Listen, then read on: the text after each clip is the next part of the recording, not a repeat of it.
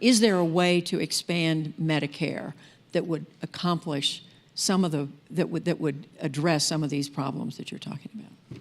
It's a necessary idea, but different people mean different things by it, and that can be a source of the confusion.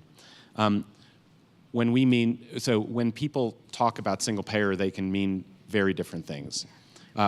What I think it means is, first of all, that if you think about how you pay for schools or for Medicare or for trash pickup, you basically pay in and everybody benefits as equals.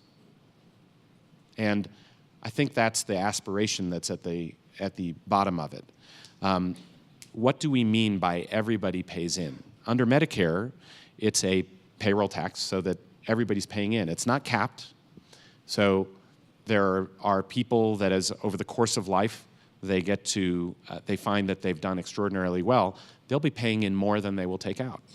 And then there will be other people who will be paying in less than they take out, either because they got sick and then the needs were high, or they simply didn't have that much income along the way to meet ordinary needs that everybody has.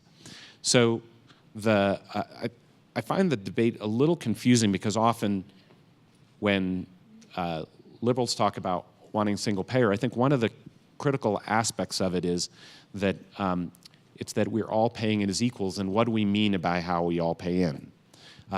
It is the replacement of your premiums with a tax of some kind. You can call it a premium, but it's a payment based on your income. And that's the way we have managed most of the other services you need over the course of your life: education, water, and health.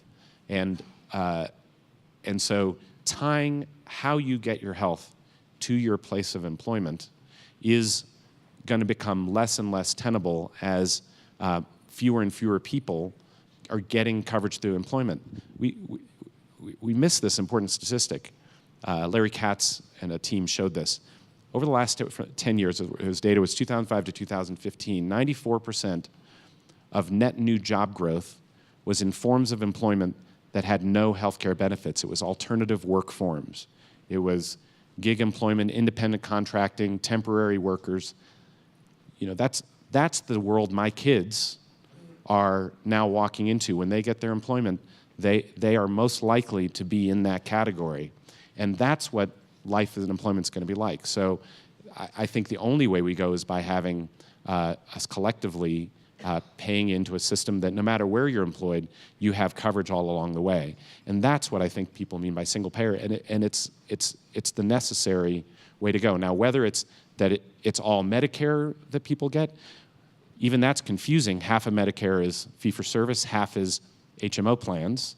So is it Medicare Advantage for all? Is it Medicaid? Canada is really kind of like Medicaid for all. It's province-based care. That's Medicaid for all. So you can find any number of versions of systems in the United States.